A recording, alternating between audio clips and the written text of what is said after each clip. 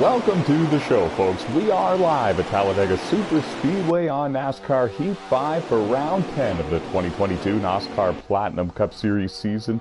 Again, folks, here on NASCAR Heat 5, started back in 2018 on NASCAR Heat 3, and we've evolved and transferred all the way here, folks. We are rocking and rolling for the Alabama 524 drivers in the field. And as you can see, most of them lined up nose to tail, trying to just take it easy right now and hold on to what they got. As long as they're in the draft with the leader, they've got a shot to go out there and win this stage and ultimately win the race. At the end of all of this, it is a 50% distance race with preset sliders and the 10th race in a 38-race season. I'm being joined by two in-race reporters, Jesse Carlson and Alex Tesdahl, teammates at Crimson Axis Motorsports, and driving the 6 and 17 Ford Mustangs out there in the field, running top 10 and looking pretty strong. I'm NOSSCAR CEO Tyler McMurder. Strap yourselves in, grab a cold can of soda, kick back, relax, and enjoy the show. 24 drivers out there here at Talladega Superspeedway going for the win. Oh, and quickly before I throw it over to my in-race reporters, there was contact there between the 9 and I believe it was the 78. And the 78, that's Dustin Franklin making a big return. Haven't seen him all season long. There was contact between two cars just in front of them, and as a result, they're gonna lose some track position here. I don't think they're gonna ultimately lose the draft. The field is quite strung out around this 2.5 mile super speedway. That was scary. Ultimately, really, you can afford little tiny mistakes and errors like that, especially early in the race here, but as long as you don't lose the draft. There are a couple of cars working together deeper in the field back there, and I believe that the 19 of Timmy Brown, the 11 of Emily Seri, and a few others are back there in a second pack working together to try to maybe dodge any chaos that might occur here in Stage 1. Stage 1, 29 laps in length, and these cars are getting anywhere from about 18 to 22 laps of fuel on a fuel run, depending on where exactly they're running in the pack. These drivers will be able to save a couple of laps of fuel if they're running in line and in the draft, just kind of babying the throttle a little bit, especially in the corners, so they're not running over the car in front of them. Could be strategy that unfolds later on in the final stage because of that right there. And we're going to throw it over to in-race reporter Alex Tesdahl, Triple Crown winner here in NOSSCAR. Alex, driving the 17 Ford Mustang. You're up there in the top 5 right now, if I'm not mistaken. Actually, running P5. How's the car feel? How's your race so far? Car's handling good. That's an Alex. You could change it.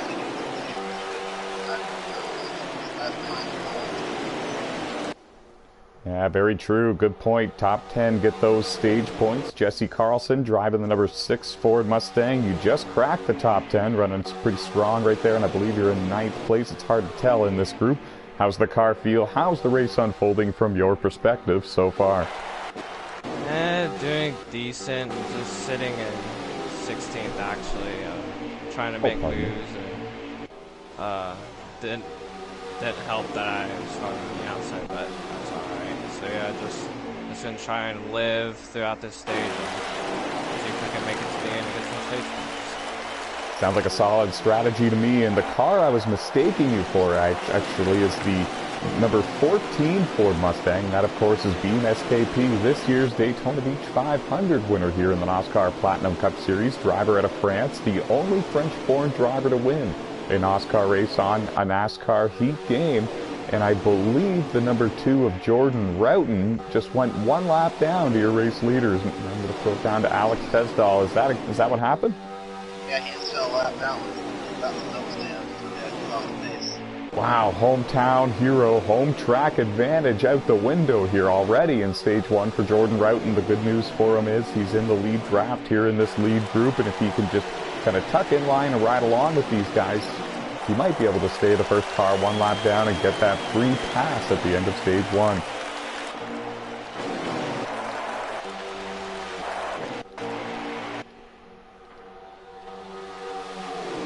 Oh, and up the hill goes the 78 machine of Dustin Franklin. He did find the outside wall. And that was going into turn 1.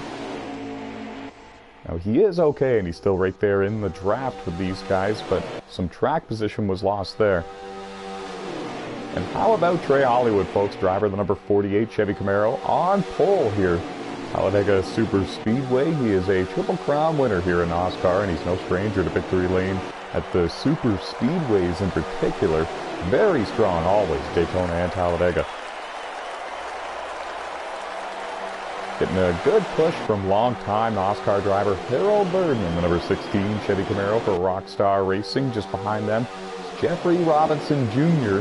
in the number 18 Juicy J Motorsports Toyota. He came so close to winning this year's Daytona 500. It was a war between he, Matt Smith, and Beam SKP at the end of that one. And Beam, of course, parking in a victory lane for Steel Horse Motorsports. So can only imagine how hungry Jeffrey Robinson Jr. is coming into tonight's race at Talladega. He knows how solid he is at the Super Speedways. He knows it's a big opportunity for him to win a race, and still looking for that first career NASCAR Platinum Cup Series win.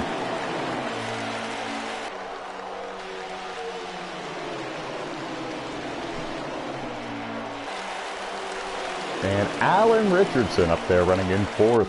Strong start to this race for him.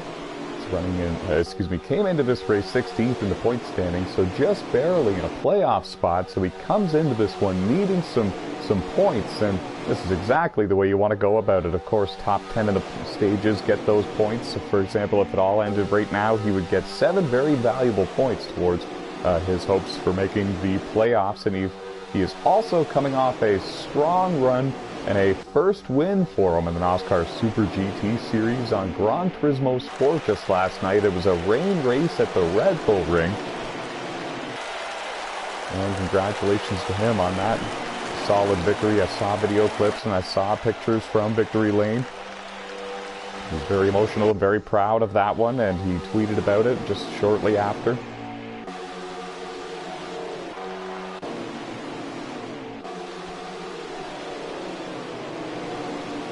So it's Trey Hollywood, Harold Burden, Jeffrey Robinson Jr., Alan Richardson, and Alex Tesdahl, your top 5.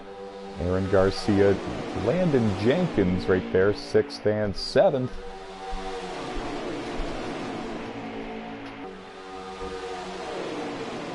The 10 car, Blair Roussel out of Canada, running in 8th.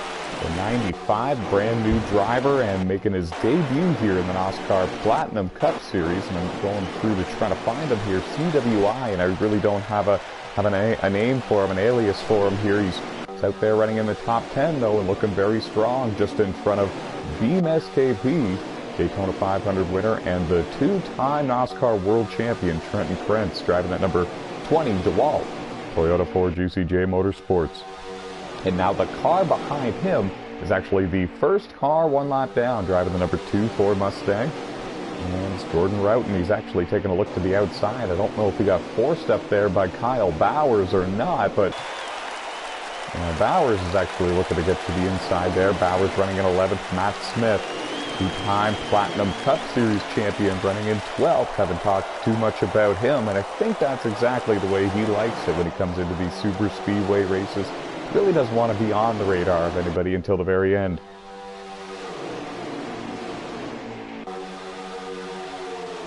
Throwing it down to in-race reporter Jesse Carlson, driver of the number 6 Ford Mustang.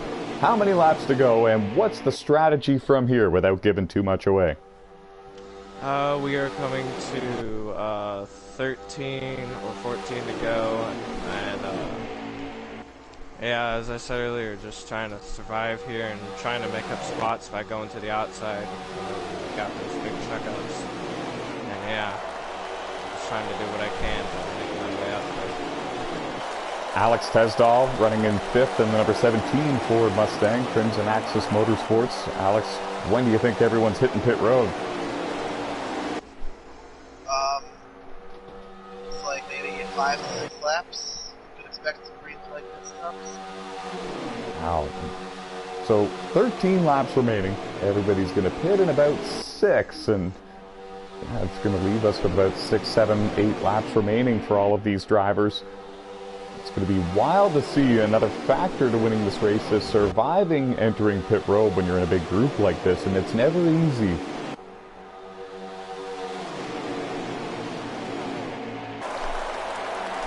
You don't want to get run over, but you don't want to get that speeding penalty either.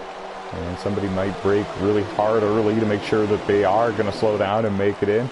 Some might drive in deep and then brake late and try to make time that way. Sometimes that can create some chaos for these drivers as they try to come down pit road. Now, Harold Burton in the 16 gets kicked to the outside by Jeffrey Robinson Jr. I do think that Harold kind of lost a bit of control and left the bottom open. Jeffrey pounced, and now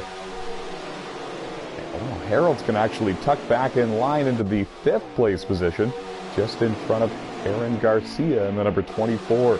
I really didn't expect him to find a way back to the bottom as quick as he did. It actually left me speechless there for a bit there, tongue-tied, if you will. I don't mean to interrupt, but it looks like you lagged out. I don't know if you're still streaming. Oh, yeah, no, I'm still streaming. I'm still here. Oh, okay. Sorry about that, Joe. Oh, no, you're fine. And now Dave Martz Jr. in the 41, he's actually going to follow a lap to the race leaders. Now this is big for Jordan Roughton. Jordan's still in this group in the number 2 Ford Mustang. He's trying to stay in this lead group and continue to ride along and pass the cars that they put one lap down in order to be the first car one lap down at the end of stage 1 and get that free pass. We have a car coming to pit road. It's Rush Downing in the 34. And it's a little early, but he will be able to easily make it to the end of the stage on fuel and tires. The only bad thing about it really is Rush is pitting without a drafting partner. All these drivers are going to look to try to pit when everybody else does. I know that that is a bit more dangerous to do it like that. Could get run over, could make contact, could spin out trying to avoid contact, but you do need a dance partner.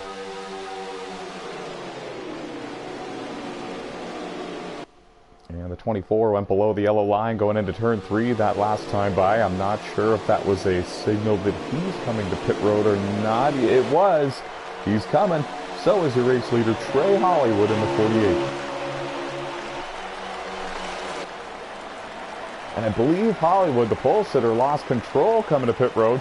And now he's going to bring it down for service, but he might have a little bit of damage on the left front to repair. It'll be interesting to see if he chooses to repair it now or at the end of the stage, and just to try to stay with the leaders and stay in the draft. Of course, he pit out of the lead, so he should still have good track position once all of these pit stops cycle through. The lead has been given to Jeffrey Robinson Jr. in the 18 Toyota. Alan Richardson, Alex Tesdahl, Landon Jenkins, Blair Roussel, your top 5, but it's all going to change again. Pretty much everybody in this group is coming to pit road. Oh, you can see contact there between the 14 and the 88, but nothing major. I don't think any of them are going to have any damage to repair. And a job well done by all of those drivers. About 8 of them coming to pit road for service.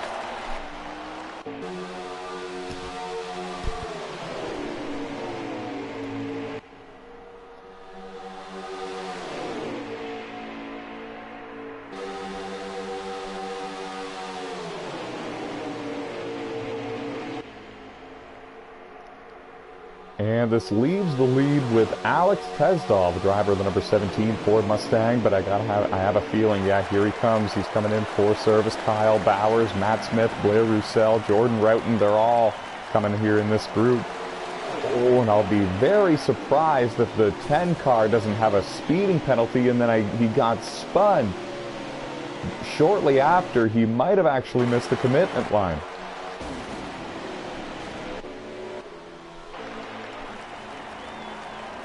And we'll report back on that in just a little bit. See, that's exactly what I was talking about. These green flag pit stops, they're always wild, they're always crazy. You need to enter with a group so that way you've got draft help at the end of the cycle of pit stops. But if you enter with too many, then sometimes you end up with damage.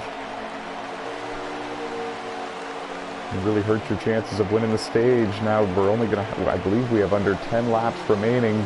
The green flag cycle of pit stops is still cycling out, but it's looking like when it does all cycle out, Alan Richardson in the 38 very well might be your race leader. Unless Harold Burden in the 16 can make a run here with the 6 of Jesse Carlson. They're both also going to go by Alex Tesdall in the 17, and this is going to be your battle for the Stage 1 win at Talladega.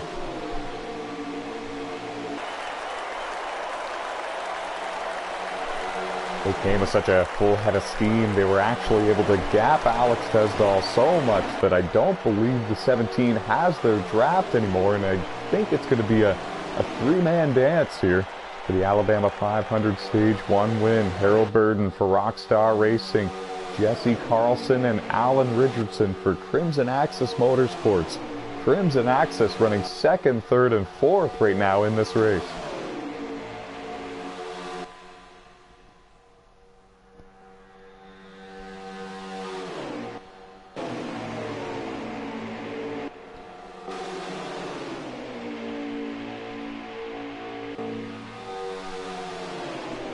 And putting all the pieces to the puzzle together, I believe that it's Alex Tesdall running in fourth, and it's Dustin Franklin stored in fifth. The first car one lap down is Jordan Roughton in the 2. You'll see him in this group. Running in sixth is your two-time NASCAR World Champion Trenton Prince in the 20. The 1 of Charles Jackson runs in seventh, and running in eighth is Jeffrey Robinson Jr., former NASCAR champion, back on NASCAR 15 Victory Edition.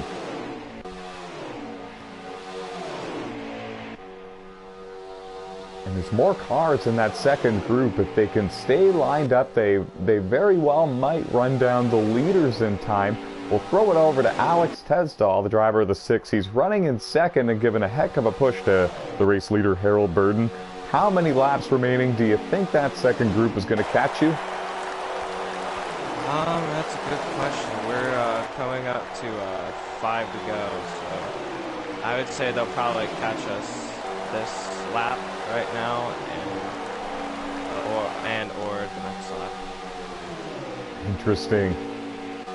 5 laps to go. It's actually a couple more laps than I thought we had left. So yeah, with that in mind now, with knowing that, I do think they'll get up there. And if they get there, the question is, what are they going to do? Now, of course, we're not going to throw it down to the race reporter Alex Tesdall and ask him what he's going to do.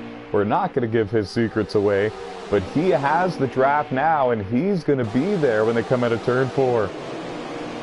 To the top he goes. He's got a run with Dustin Franklin, Jordan Roughton, Trenton Prince. The entire group goes with them except for Charles Jackson. And to the race lead goes the 17 car with 4 laps to go in Stage 1. And a power move, folks. He goes back down to the bottom. He clears Harold Burden. He takes the lead. And now it's going to take a strong run on the outside to change any of this. Whoa! They're 3 and 4 wide down the back straightaway. Charles Jackson in the 1 got forced below the yellow line. He comes back up onto the racing surface. They settle it back out to 2 by 2. The only car off the lead lap in this pack is Jordan Roughton in the 2, and he's currently in position to be the first car 1 lap down at the end of the stage to get that free pass. Sorry, I figured I'd elaborate there. 3 laps remaining in Stage 1. And now that outside line, it's coming in. Charles Jackson is the one leading the train up there. I was wondering who was going to step out of line and try it. I knew somebody would, and it's Charles in the 1. He tucks back down behind the 38 of Alan Richardson. The bottom prevails in this one. If I'm not mistaken, we're coming around to 2 to go at the line. Alex Tesdall, Triple Crown winner here in NASCAR, has wins in Cup, Motormaster, and Truck. Looking to hold on for a Stage 1 win here at Talladega. Round 10 of the 2022 NASCAR Platinum Cup Series season. Here on NASCAR Heat 5 on the PlayStation console. 2 to go. Pit road is closed. The outside line making a charge. It looks like Harold Burden is going to join them up there. He'll be the first car in that line, so if it prevails, it looks like it's going to be Harold Burden going to the lead. Alex Tesdahl pulls up to block and to run that line. He might change his mind when he gets to the corner. And he does. And a smart move there. And Harold got up and into the outside wall somehow. I didn't exactly see how that started, but he lost all of his momentum, and now he rides in 8th, and he might actually have a tire down. He lost the draft with the lead group. It's now only 7 of them battling for the Stage 1 win. The white flag is in the air. The next time by, they will see the green and white checkered flag. Crimson Access Motorsports runs 1, 2, 3, and it'll be interesting to see how they run the rest of this one.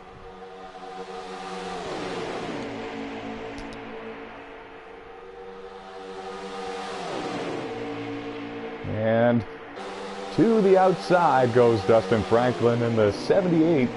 Looks like Charles Jackson, Trenton Krentz, and Jeffrey Robinson Jr. are all going to go with them. One last charge, one last gasp up there on the outside line. It's 4 against 3. They're going to have the momentum coming out of turn 4. It's going to be a side-by-side drag race to the start-finish line, but it looks like it's Alex Tesdahl holding on for the Stage 1 win by a front splitter, no more. And a great push from his teammates there. Jesse Carlson and Alan Richardson, all of the cars you see in this picture are all getting stage points at the end of Stage 1. We'll throw it over to Alex Tesdahl to get the top 10. Just make sure you don't forget to pit. Top 10 is myself, Dustin Franklin, NASCAR Roof, King Henry, Steel Stratters, Even Steven, Juicy J, Bolt Pluto, Flash 9, and CWI. What a start to this race. 24 drivers in this race. We knew it was going to be wild. They always come out to Daytona and Talladega. They come in big numbers, folks. They know it's a major chance to get out there and win a race and park in victory lane, make history, make the playoffs. And a great start to this race for your Stage 1 winner and in-race reporter, Triple Crown winner, Alex Tesdahl. It'll be interesting to see how Stage 2 unfolds. Everybody will have to come to pit road again under green. And we'll do it all over again, folks. They're racked up again, 2 by 2 by 2. The green flag has been shown and into turn 1. They go. Oh, contact. Oh, boy. There was contact at the beginning there. The 20 of Trenton Krentz, the 88 of Landon Jenkins. They both went down below the yellow line. Amazingly enough, Trenton got back up in line, did not lose the draft, and did not cause a 10-car pileup in the process. Landon Jenkins was not so lucky. He has lost the draft with this group. It's already only the first lap in Stage 2, so he might go a lap down by the end of this. Out front, it's Beam SKP, folks. Driver out of France. This year's Daytona 500 winner. And he's getting a big push from Dustin Franklin, who has not been racing full-time this season. Normally he does, but he came back tonight. Hometown track, hometown advantage, and he's up there running in second. Charles Jackson in third. Alex Tesdahl in fourth. Alan Richardson rounding out the rest of the top 5, but they're all still right there. I really only count one car out of this race, and I count one other that has lost the draft with this lead group.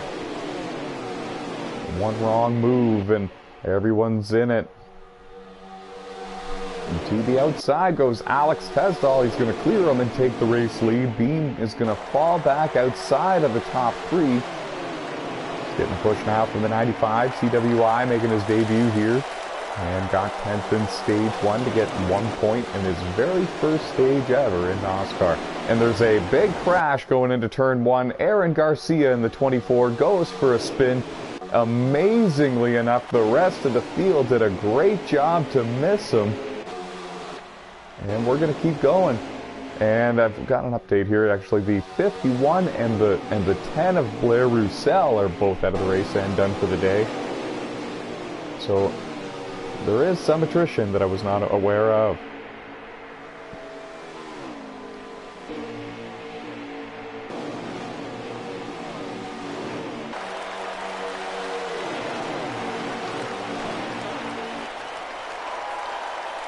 Well, that strung out the field just a little bit. They were all grouped up together, and I think I even called it one wrong move, and everybody's going to be in it, but somehow, like, everybody was able to get around that one. It was a solo car incident for the most part. Rush Downing in the 34 got a piece of it somehow, and I don't really know exactly how. But everybody made it through for the most part, and everybody still has pretty much no damage to these race cars. They're all up to full song. There's about 18 of them in this lead group, maybe 17 now actually. And they're all being led by the Stage 1 winner, Alex Tesdall.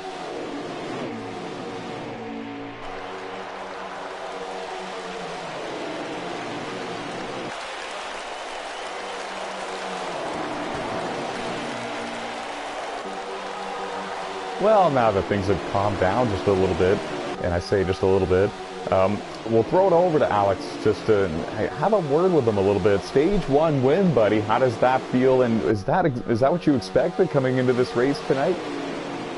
I was not expecting to come in here and beat for us. It's a great feeling. It's a great thing, you know, get the playoff points, get the 10 points towards the regular season, and to keep it going. When you get a stage win like that, especially at a super speedway, does it change your expectations for the rest of the day, or are you going to keep on going about your business the way that you came in? Not really changing plans, you know, keep it going, try to survive, and keep the car up front. Doing great so far. Good luck to you.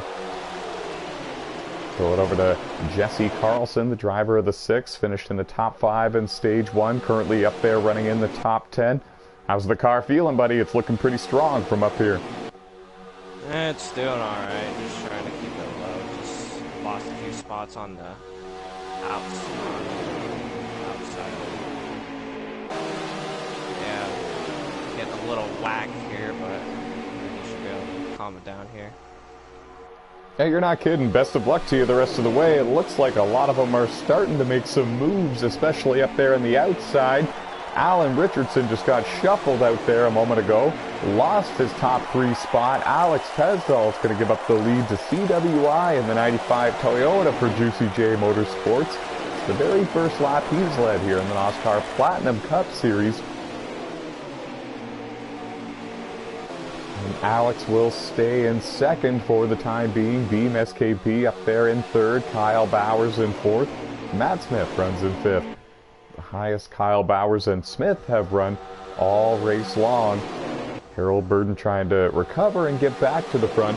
He gave up all of those stage points in stage 1, and I believe it was due to a tire problem. It had all the looks of it, and there was contact there between, I believe, the 6 and the 14. It might have been the 37. One of the cars on the bottom swerved a little bit, and Jesse had nowhere to go. Contact was made. He went up the hill, but it was a great gesture and a great move there by his teammate Alan Richardson to cut him a break, lift a little bit, let him get back in line.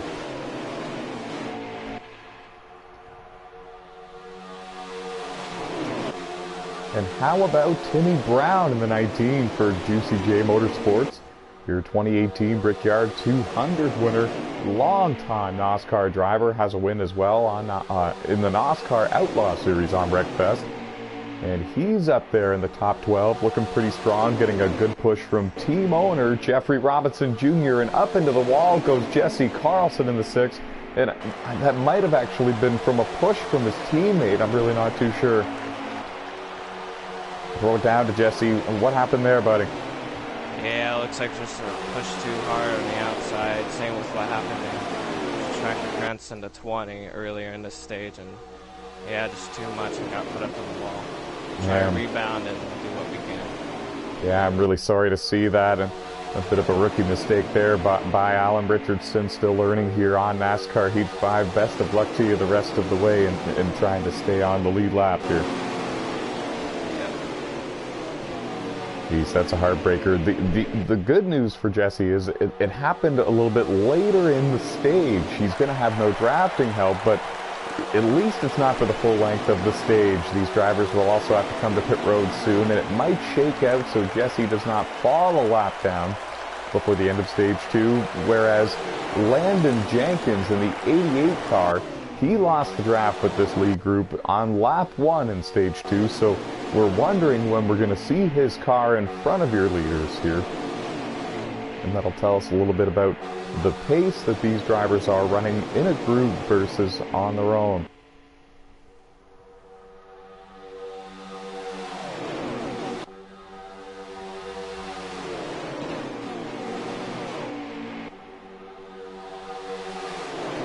And Beam was very excited about this race, and rightfully so. He won the Daytona 500 this year. He's got a Truck Series win here at Talladega. He always runs well on the Superspeedways, so anytime one of them is coming up on the schedule, he circles it with a red Sharpie. Maybe a blue Sharpie. Loving the blue Def car here.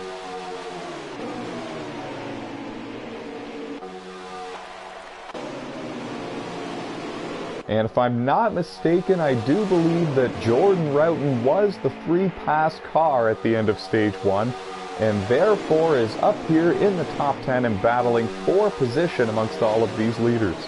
Oh, never mind.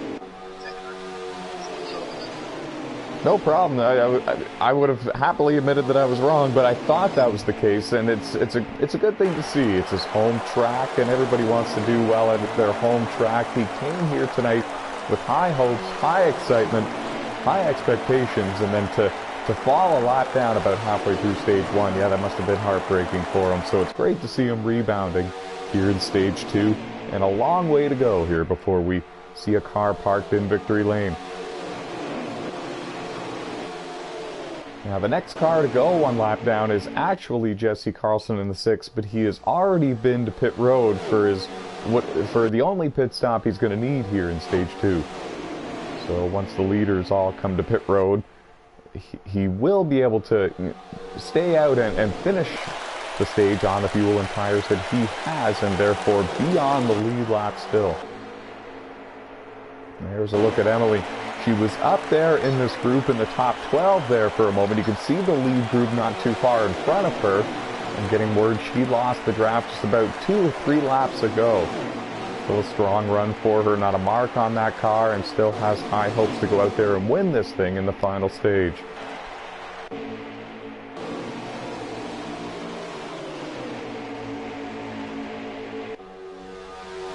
it's getting a little dicey here towards the back of the lead pack. A couple of cars up on the outside, and one of them, of course, was Jesse Carlson. He goes one lap down to your leaders, but again, as I mentioned, it will all cycle out, and he'll be back on the lead lap.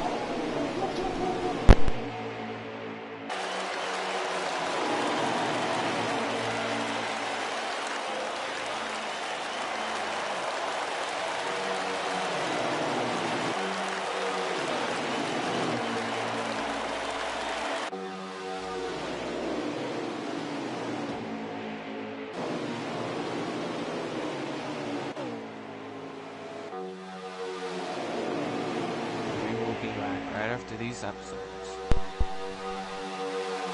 And I do apologize there, folks.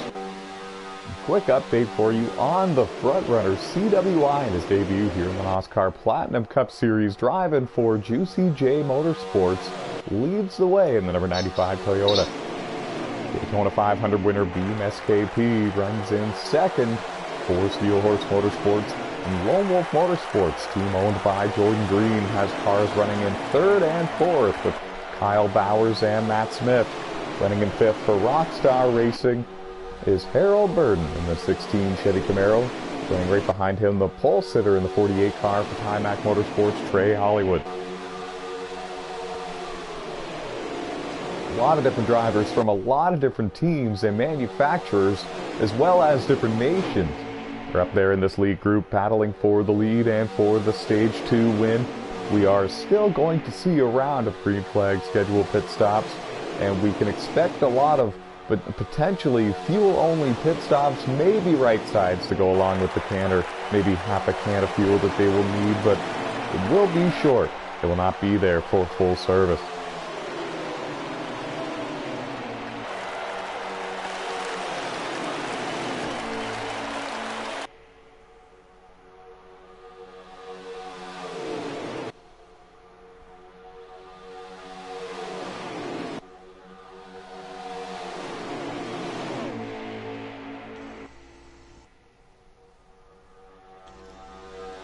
I'll be honest, folks, they're kind of at the point in the stage where there's nothing further to do. They know they got to come to pit road soon.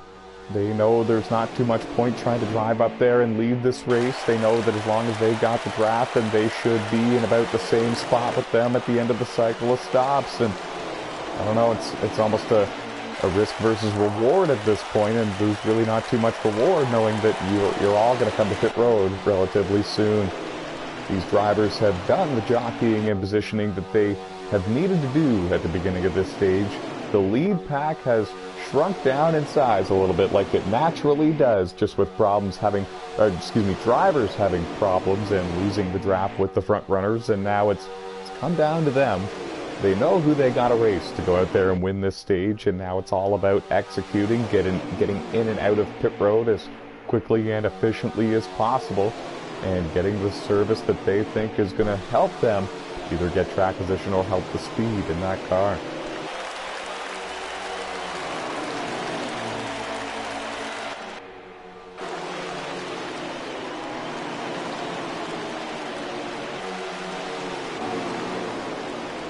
Nobody trying to step out of line and take a chance right now. We'll throw it down to in-race reporter Alex Tesdall. Alex, how many laps to go do you got here? 10 to go. 10 to go, okay. So now the next question to you, when do you think drivers are coming to pit road? Do you think the 2 is coming? Was that a signal?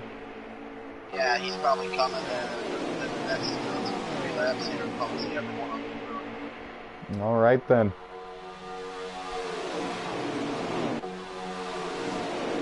And you heard it from Alex himself. Pit road's going to be a very busy place here in the near future. And shockingly enough, Jordan's actually going to stay out and not come to pit road this time by. A few cars are up on the outside, running a second line there, and I do believe they're doing that on purpose to give more room to the cars that they think are about to go on to pit road. Smart move, as long as they're not going to lose the draft with the lead group, and I don't think they will. 9 laps remaining, and awaiting green flag pit stops in stage 2. All being led here by CWI and the number 95 Toyota Ford Juicy J Motorsports. Making his debut here in the Platinum Cup Series, and he's going to come to pit road. Daytona 500 winner Beam SKP is going to come to pit road as well, and I don't believe there was many other takers. In fact, they were the only 2 cars to come on in for a scheduled pit stop this time by, and that might hurt them because they're going to ride around for a lap or 2 with only themselves to team up with and have that draft with, instead of having a whole line of cars like these drivers will. More signals. Pole sitter Trey Hollywood in the 48 and others might be coming to pit road this time by. And I mentioned this earlier, you want to enter with a big group. You want that draft help at the end of the cycle of stops, but you don't want to get caught up in some sort of mess trying to get slowed up and get to pit road without losing any time and without getting a pit road speeding penalty. More cars come to pit road, and this is exactly what I was talking about. There was a minor collision between a couple of them, and Timmy Brown in the 19 went for a spin at the entrance to pit road. It's going to cost him some track position, and he might not be in the draft with the lead group at the end of this cycle of stops.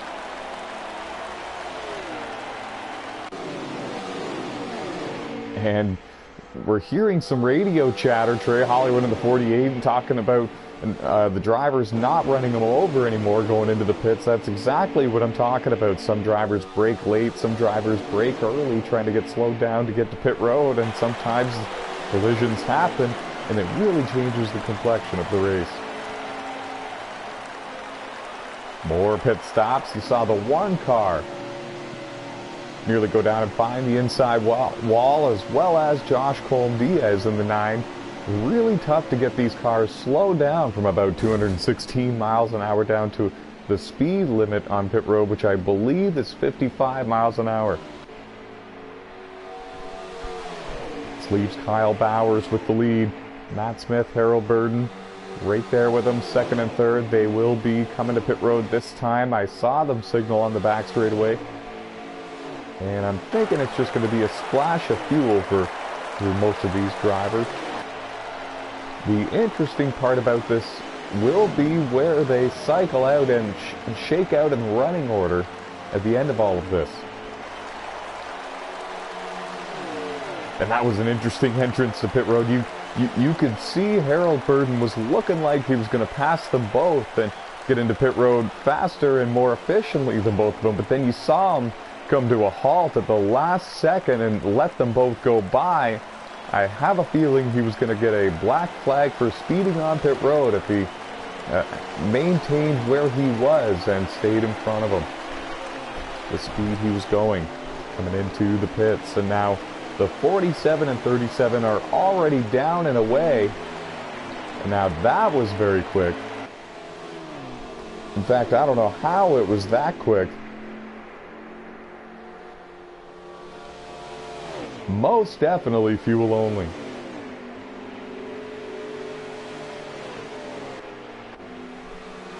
And we'll get an update on the running order for you shortly, but if I had to take a guess, I think that it's Harold Burton in the 16 that is currently your race leader.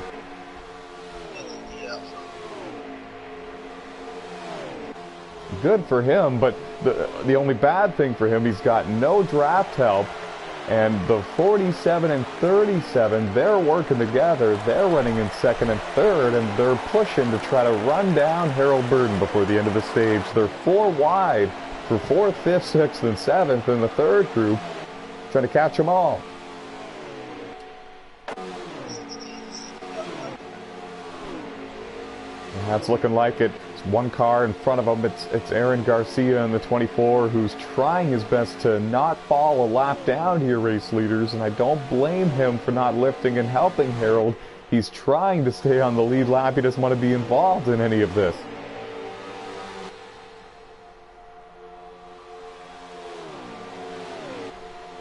And it's Charles Jackson in the 1 car that's leading that group, and here we saw a moment ago. I'm trying to find a better view of it. This is what this pack of cars looks like. They're trying to run down all 3 of the top 3, and if they can, I believe it's going to be either Charles Jackson or Alex Tesdall that's going to get there first. The question is, do they have enough time before the stage is over?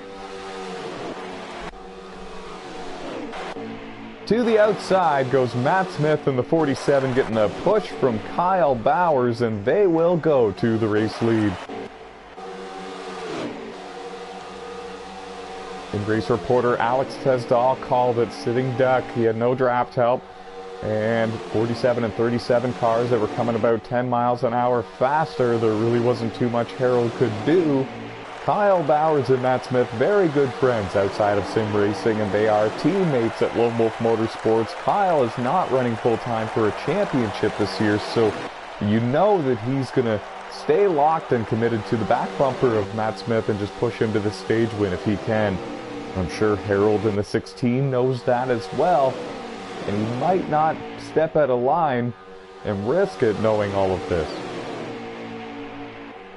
They're there! Man, here they come. Charles Jackson, Jeffrey Robinson Jr., Josh Colm-Diaz. That pack has come to life. They are there. They're going to the outside.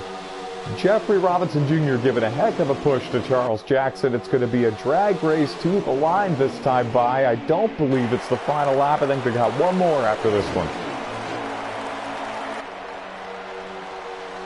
Yes, that is correct. The white flag is in the air. The next time by, it'll be the green and white checkered flag displayed to these drivers, and I'm amazed, I'm shocked that the outside line did not prevail there. They came with such a head of steam, and it's Matt Smith still leading with half a lap to go in stage 2 here for the Alabama 500, round 10 of the 2022 Platinum Cup Series season here, hosted on NASCAR Heat 5. And they're going to try again. One last time. We saw this in stage 1. One last run to the outside. This time it's Charles Jackson, Jeffrey Robinson Jr., and Josh Colm-Diaz. Josh chickens out a little bit there. He gets back in line, goes to the bottom. They're all trying in this high-speed chess match to get these stage points any way they think they can. And at the line, it's Matt Smith picking up the stage win. 51st career stage win here in the NASCAR Platinum Cup Series. And yes, folks, that is the all-time record. And now I know Kyle got second, and I believe Harold Burden and Trey Hollywood got third and fourth, but just to be sure, throw it down to in-race reporter Alex Tesdall. Wow, easy for me to say. Alex Tesdall to get the top 10 from stage 2. Don't forget to pit, buddy. Flash 9, KB, Trouble from You, Bubba Hollywood, NASCAR King, Juicy J, King Henry, myself, Stilt Stratus, D. Franklin, CWI. See, I messed up one name. You didn't mess up 10 names there, so yeah, I'm glad I threw it down to you for that one. Well, throw it over to Jesse Carlson. Jesse, you should still be on the lead lap. What are you feeling like for your chances in the final stage? I don't know. Me or in the back? I don't know. Just have to avoid carnage and try and survive this 33 lap final stage. Best of luck to you, my friend. The green flag has been shown. 33 laps remaining here in the Alabama 500. It's the second Superspeedway race of the 2022 Platinum Cup Series season. Of course, the first one, the Daytona Beach 500, won by French-born driver Beam SKP in the number 14 Ford Mustang. He's in the field and he's up there in the top 12, but it's still anybody's race. 24 drivers took the green flag to begin this one, and we have 3 drivers off the racetrack and still over 17 cars on the lead lap with a chance to go out there and park it in victory lane. The race is being led by the 2-time NASCAR Platinum Cup Series champion Matt Smith for Lone Wolf Motorsports. Harold Burden right behind him, along with Jeffrey Robinson Jr. and Alan Richardson. Charles Jackson rounds out the top 5. It's been a great night for the drivers that debuted back on NASCAR 15 Victory Edition. The originals are having a great night here at Talladega, looking to park in a victory lane. Some of them for the first time, some of them for, you know, another time.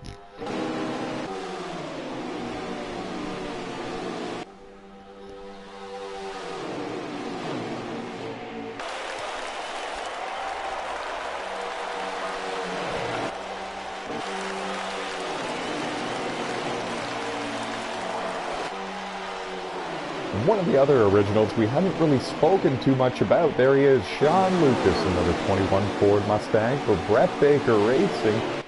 He just got kicked out of line there, but he's still in the lead pack and in the draft on the lead lap, having a good run.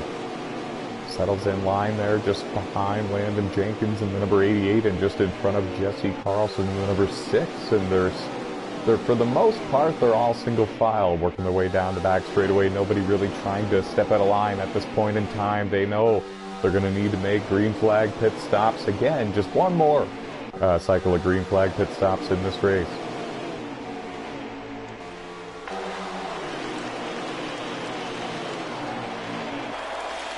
Your points leader, Aaron Garcia, in the number 24 car, has been battling an uphill battle pretty much ever since the beginning of this race.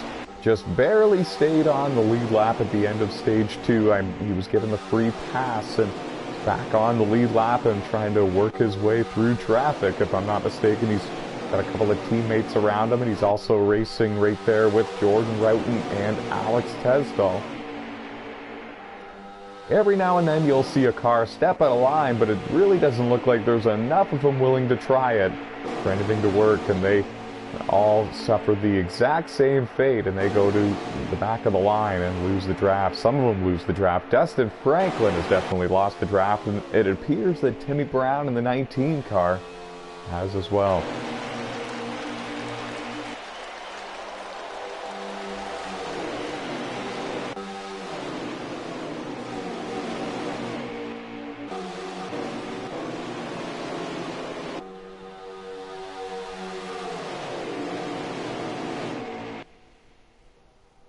And how about Jeffrey Robinson Jr. running in third? Came so close to winning this year's Daytona 500. It was a wild battle between he and Matt Smith and Beam SKP, and of course it was Beam parking in a victory lane. Jeffrey came into this race tonight with high hopes. Strong super speedway racer who knows that it's an amazing chance to park in a victory lane every time he comes to a track like Daytona or Talladega. Got it up there running in third. He's got great stage points in the first two stages of this one. And looking to cap it all off, not with the top 5, not with a podium. He wants that first career NOSSCAR Platinum Cup Series win. He wants it tonight.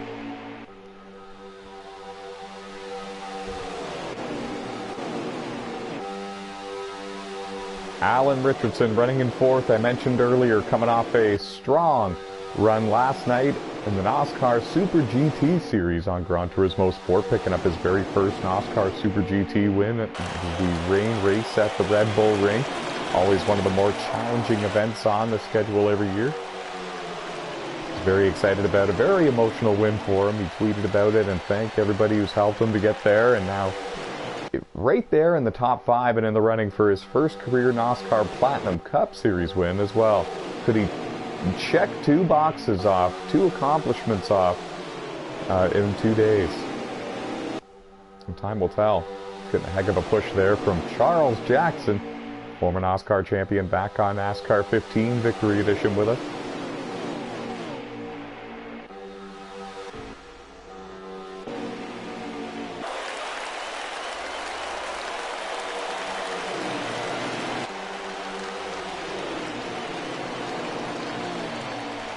And the 2021 NASCAR Legend Series champion, Josh Colin-Diaz, currently scored in 10th. It's been a quiet and uneventful day for the number 19 for the most part. And you know what? At a track like Daytona or Talladega, sometimes that's a good thing. Sometimes the short tracks too. And right now he's running in 10th and in contention to go out there and win this thing. In my opinion, it really doesn't look like anybody is willing to step at a line, take the chance of losing the draft and ruining their chances of winning this race. Any slight contact or any 3 wide, it doesn't go right, you know, just any type of error like that that puts you at risk to losing the lead draft and ruining your chances of winning this race. Nobody's trying to do any of that right now, and as you can see, even just from the little bit of jockeying around, high-speed chess match, right there it cost about 6 or 7 of these cars a whole bunch of time, and if they had kept that up a little longer, then 2 or 3 of them might have lost the draft. You could see Landon Jenkins in the 88 and Josh Colin-Diaz in the 9 quickly linking up and working together to make sure that doesn't happen.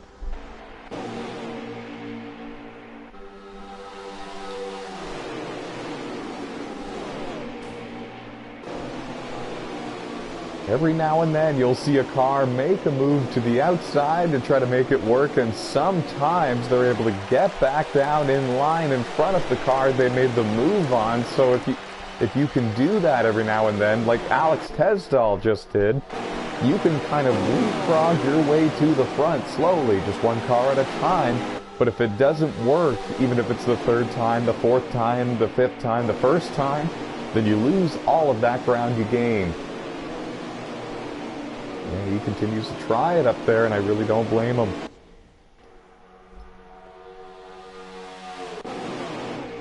Well, I feel like it's a good time to do it. We often crank it up, folks. We're going to do it here in the final stage for the Alabama 500, round 10 of the 2022 NASCAR Platinum Cup Series season. Folks, go ahead and grab the volume knob, turn up the volume, listen to the sounds of these Cup cars here on NASCAR Heat 5 for a bit, and ride along with your favorite NASCAR Platinum Cup Series drivers. Thank you to everyone who is joining us and tuning in. We're working the final stage, 24 cars, and I believe it was a 82 lap race in total. We'll get that number later.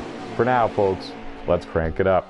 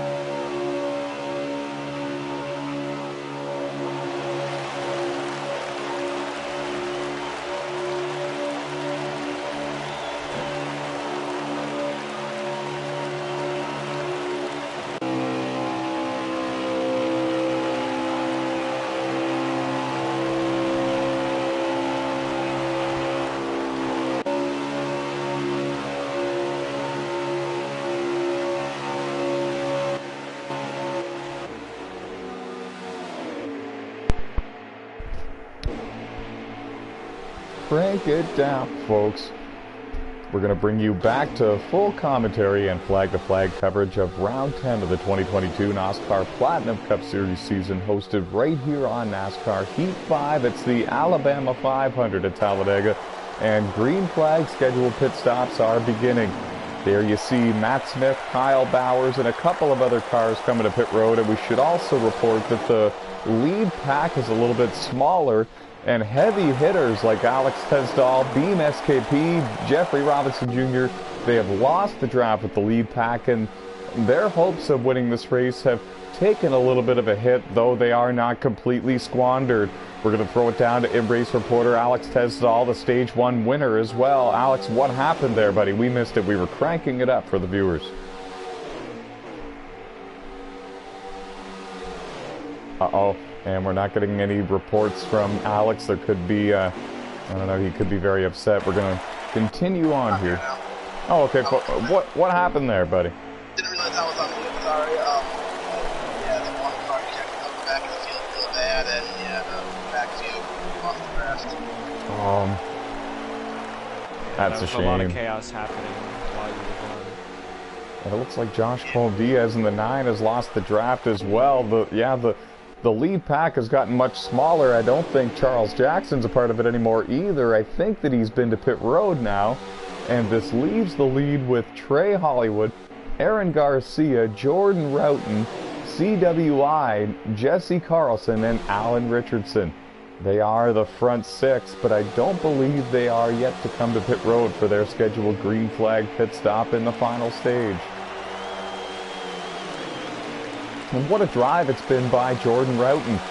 No stranger to victory lane in NOSSCAR at the Superspeedways especially.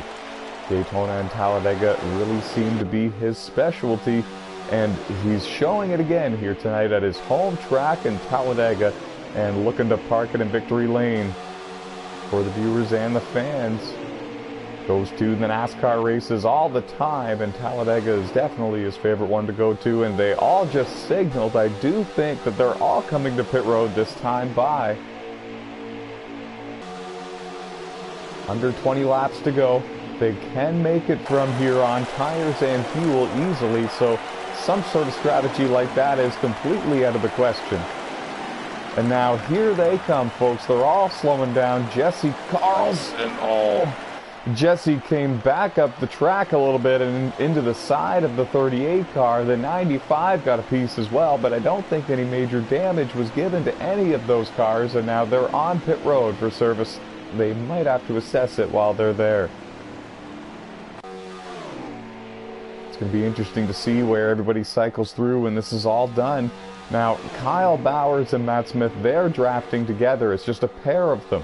Harold Burton, Charles Jackson, they're drafting as well together, and it's just a pair of them. If these drivers in this group that just came to pit road, if they can stay grouped up, then they're going to have that speed advantage for the rest of this race, and it looks like the pack is going to be led by Jordan Roughton, the home track hero, with Alan Richardson behind him in second. Excuse me, folks, I do understand. Yes, the 38 car... Oh, wait, the 38 has scored the leader, so the 2 is a lap down? I guess so. Oh, man, something major has happened at some point or another for Jordan Roughton. He is not the race leader, evidently. The 38 car of Alan Richardson is your race leader, with Trey Hollywood running in second. Jesse Carlson scored in third. That's the top 3 in your frame, except for with the exception of the 2 of Jordan Roughton. There is a group behind them being led by Aaron Garcia in the 24 and Harold Burton in the 16. They're trying desperately to run them down. Actually, folks, check that. It is Kyle Bowers leading this group now with Matt Smith, Aaron Garcia, and Timmy Brown. Timmy, of course, is 1 lap down. And so the top 6 in the running order still have a pretty good chance of getting out there and taking the lead and winning this race. We could tell you Harold Burton for Rockstar Racing in the 16 is running in 7th, in case you were wondering, because he's been up there up front all race long.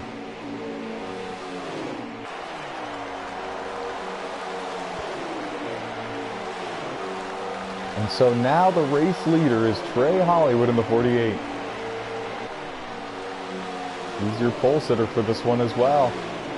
Jesse Carlson and Alan Richardson, they are running second and third, 38 and the 6. It's the 2 and the 11 that are not on the lead lap that are in this frame.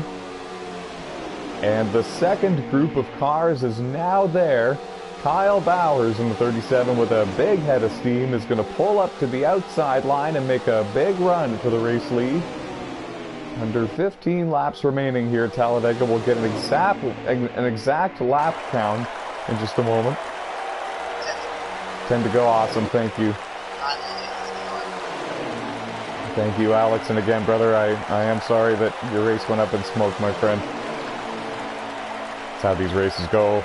These races are wild, and it still could go up in smoke for many of these drivers that are up here still battling for the lead and for the win. Now, Alan Richardson makes a big move to the bottom. They were 3 wide for a moment. They split the lap car of Jordan Roughton, trying to get him out of the equation. And to the lead for Crimson Access Motorsports goes Alan Richardson in the 38 Ford Mustang. He's on the bottom, which is the preferred groove. And now Trey Hollywood's going to get down to the bottom and be second in line and second on the leaderboard. Jesse Carlson is the only lead lap car still up on the outside line trying to make it work. Alan Richardson went up to try to block him, and he left the bottom open for Trey Hollywood, and now they're 3 wide for the lead. Oh my goodness. Now, if I'm not mistaken, it's 8 laps to go, and you can really tell, folks, the level of urgency, the level of intensity, it has all picked up. It's been gradually picking up since the beginning of this race, and it's only getting more and more intense.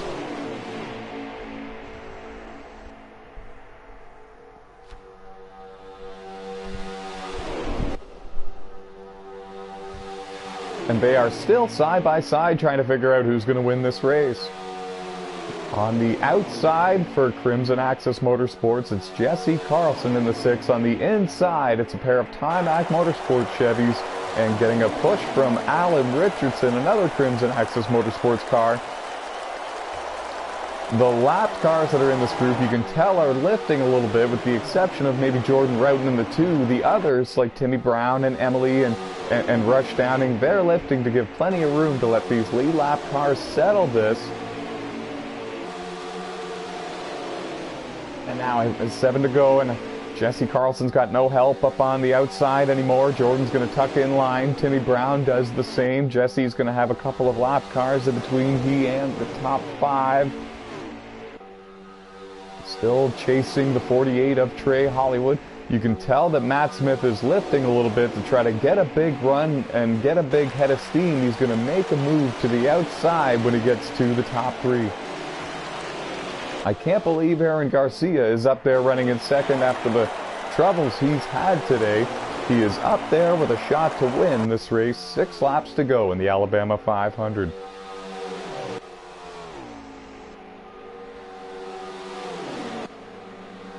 And the 47 is coming. He's got the run I was mentioning. I know he's going to try to make a move to the top. He does. Aaron Garcia anticipated it, and the contact was made. Around goes Kyle Bowers. Timmy Brown in the 19 had nowhere to go. He was collected in that. And the 37 machine is now parked against the inside wall near the entrance of turn 3, and it looks like his shot at winning this race is now over.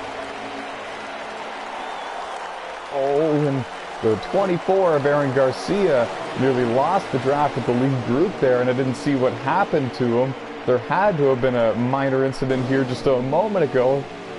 Was there contact between the 47 and 24?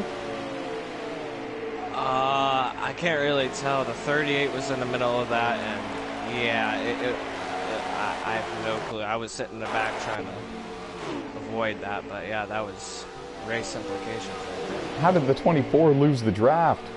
Was it because of the incident with the 19 and the 37? I'm honestly not sure. I wouldn't think so. I didn't think so either, because I think he was still right there with him. So we missed something changing the cameras there, folks, and I don't know how exactly, but yeah, the 24 of Aaron Garcia now running in 5th is no longer up there. Oh, been forced below the yellow. Ooh.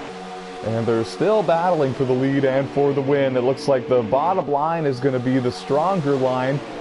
3 wide, Alan Richardson takes third away from Matt Smith in the 47 and clears the 2 of Jordan Roughton, who is the first car 1 lap down as well. Now, if I'm not mistaken, 3 to go. Correct me anytime, guys. This is getting wild. Yeah, we are coming to 3 to go. When the leader hits the line this time by, we will have 3 laps remaining until we find out who parks at the victory lane here tonight. These NOSSCAR Platinum Cup Series races are so hard to win. Always big fields, always talented, stacked fields of drivers. And they know when they come to a track like Daytona and Talladega, it really levels the playing field, really levels the talent out, and everybody, all 24 of these drivers that came tonight, had a shot to win this race. And that's kind of what makes these races so hard to win. Everybody has a chance, anything can happen, you're all grouped up in a 20 or 25 car pack, and it just makes it very, very tough to overcome every obstacle and win the high-speed chess match. And time will tell who's going to do it here tonight. 2 to go, I believe. Yes, sir. And I know somebody's going to make a move. I have a feeling it's going to be Matt Smith in the 47. The question is, when does he do it and what's he do? I think he's going to make a move to the outside. I don't think that Trey's going to give up the bottom. He's a very experienced racer. He's been a specialist on the Superspeedways for quite some time. I don't think he's going to make the kind of mistake like getting off the bottom and letting someone get there. I don't think it's going to happen. I think you're going to need to beat him on the top. It's going to come down to what Alan does in the 38, what Matt does in the 47.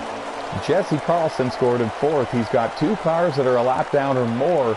In between he and the top 3. We'll see what he can do. The white flag has been shown. Final lap in the Alabama 500. This is going to be intense. Kyle Bowers goes a lap down to your leaders. And now he's going to be on the outside line to help Matt Smith here, you can tell. Or will he? And now Alan Richardson takes the lead, but he definitely went below the yellow line. Jesse Carlson is going to take advantage. He goes to the inside. Jordan Roughton goes for a spin, and the 37, I believe, helped him do that. And now coming out of turn 4, Matt Smith with a huge move. Jesse's going to need to block or make contact to keep him back, and he does. Jesse Carlson wins the Alabama 500 here on NASCAR Heat 5 in a wild and dramatic drag race to the line, a high-speed chess match with Matt Smith, Trey Hollywood, and Alan Richardson close behind. Wow. Whew. Now I can tell you folks, Alan Richardson, he definitely went below the yellow line, and he went below the line, which would have been a penalty for him, but at that point you can't really, you know, tell him to give the position back. It's tough to just stop everything right then and there. And either way, even if he did, it opened the bottom up for someone else to get alongside the 48. And at that point, it ruined Trey Hollywood's race and his win. I really firmly believe Trey was in the catbird seat to go out there and win this race. But yeah, the 38 below the yellow line to try to get that win. And at the end of it all, Jesse Carlson, he made a bold move to the bottom to make it 3 wide, and it stuck. He had the pushing help from the 47 and others. And before you knew it, the checkered flag was in the air, and the Crimson Axis Motorsports Ford Mustang, driven by Jesse Carlson, is going to park in a victory lane here tonight, momentarily celebrate with his team. It's his 3rd win of the season and his 7th career NOSSCAR Platinum Cup Series win. In fact, we have him in here as an in-race reporter, so we're going to go on ahead and have a word with him. Jesse, congratulations, buddy. It was a wild race there. We saw the whole thing start to finish. You saw the whole thing start to finish. We were tuning in with you and keeping tabs on you all race long. And at the end there, it got crazy. Alan made a bold move, went below the yellow. Trey tried to pinch him down because he knew that he had went below the yellow, and you pounced, you capitalized, and I know it's not the way you wanted to win, but I mentioned earlier these races are so hard to win, and you took it. Congratulations, buddy. What was going through your mind on those last couple of laps? What was your strategy? Oh man, my heart is beating like crazy. Oh, I cannot believe I did that. It was a wild finish there. Was a little perturbed that a couple lap cars were in the way, but yeah, my goodness, I did not expect going to the high side and then them doing that. I did not expect that to happen, and I honestly don't know what happened there. I did see that and all, but man, I can't believe it. I was able to win for Crimson Axis Motorsports team. And it was an boy. up and down battle for you all day, up and down the leaderboard virtually all day, and at the end you finally had yourself in position to go out there and win this thing. We knew there was gonna be another round of green flag pit stops there, and you survived it all and kept yourself in position there at the end. What were the things that you were doing that helped you stay up there and in the hunt for this win?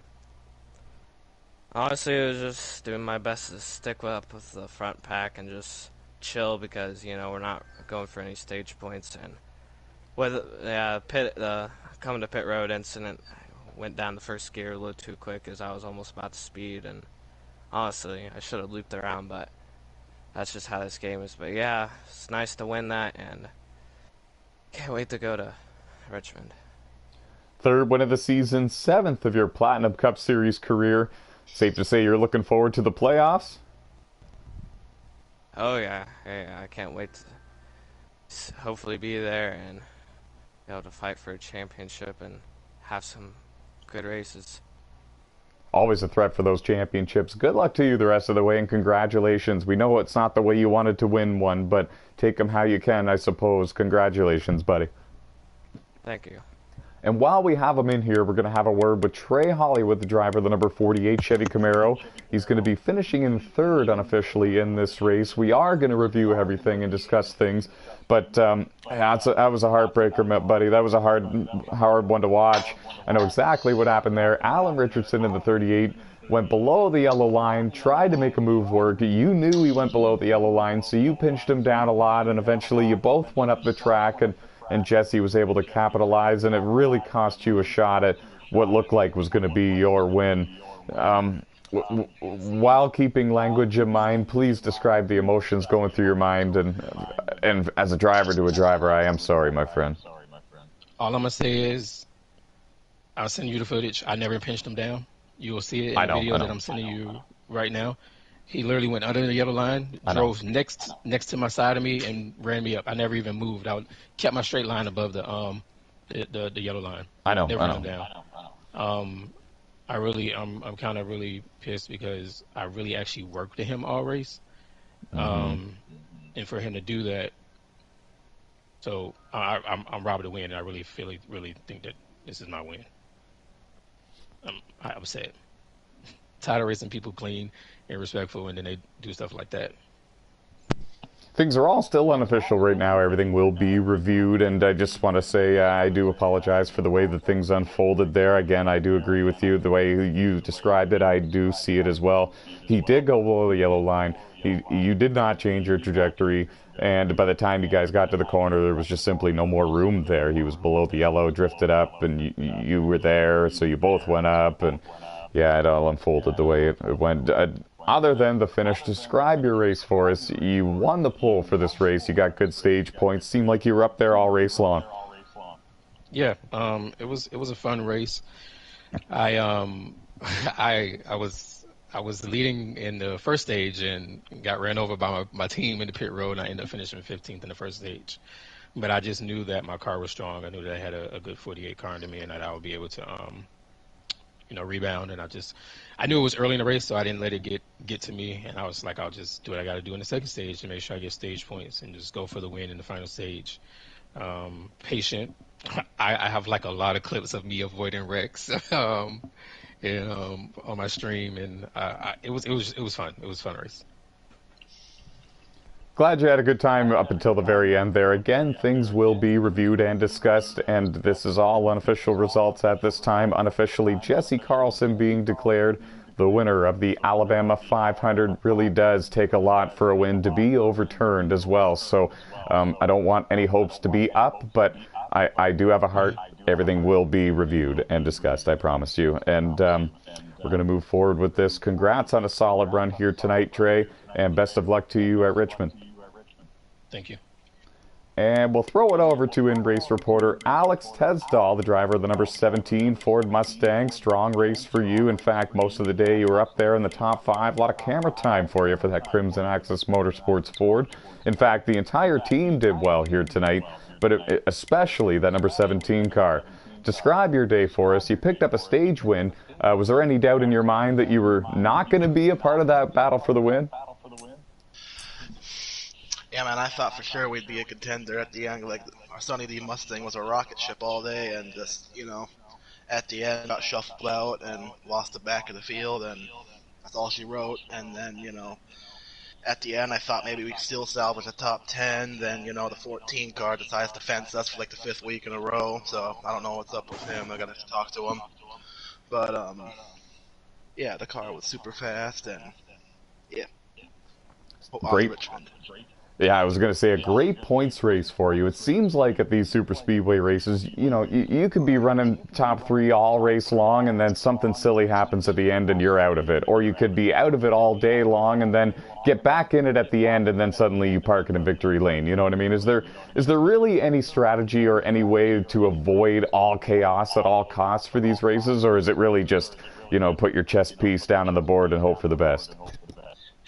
Super Speedway, you know, there's things you can do to give yourself a better shot, like, you know, make moves and, you know, be patient, but at the end of the day, it's also, like, heavily based on luck, so, and luck just didn't swing in our favor today, and hopefully it does next time. And as it stands, congratulations to Jesse. Cool to see a teammate get a win.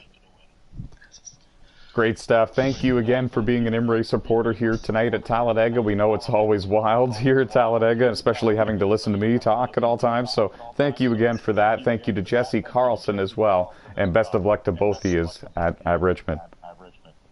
Thanks. And once again, we are going to extend our biggest congratulations to the unofficial winner, Jesse Carlson. Strong run for him, parking into victory lane here tonight for round 10 of the season. The Alabama 500 at Talladega is in the history books. And folks, it was not anything disappointing. That's, folks, it did not disappoint.